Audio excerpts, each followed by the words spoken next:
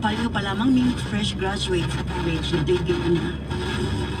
Hindi man sa iyo ang among pagsugod sa among kaminyoon. Kay pareho pa man ming walay saktong trabaho. Apan among gikaka ni Abi ade. Dili sa pagpanghinambog, among gipanindigan ang among kaminyoon nga wala nagahasol or namirwisyo sa among ginikanan. Correct. Sakto, sakto. Ikaya namo ang among trabaho bisag kapoy ug mayra ang sweldo.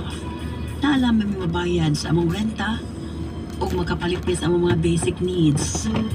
Apan sa dihang nagbuntis na si Abi, kinahanglan na nako mangitag saktong trabaho. Nagkayang mabuhi ka namo ate. Ilabi na nga makabaton ang anak. Nagpabilin si Abi sa among trabahoan sa pangitag ko ang mga trabaho. Hangtod, nakatrabaho ko sa usa ka logistic Lipstick. company. Mama? Gipaundang nako sa trabaho si Abi para matutukan namo ang iyang pagmabdos at ATR. Grabe pod ka stressful ang iyang trabaho. Gamay pa ang sweldo, hago pag yun. So ako. Nakaingon ko ate. Nadili gyud lalim ang magkapamilya. Kung wa tay stable nga trabaho ug nindot nga salary. Luoy ang atong pamilya. Igrasyahan ko nga na-hire sa usa ka kumpanya nga sakto ang sweldo. Kompleto ang mga benefits ug ay kalingawan si Abis Balay, nagtukod mi kamay nga tindahan ate. O kini ang iyang gipadayon nga negosyo. Hangtod nga nakapanganak siya. Napalambo niya ang among sari-sari store.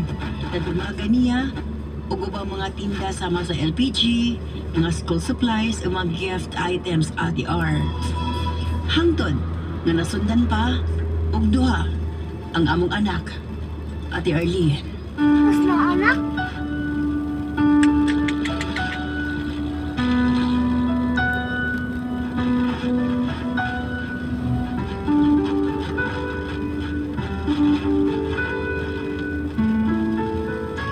Kuha na, kuha na. Kuha na, kuha. Kuha, kuha. Puro lalaki ang among anak.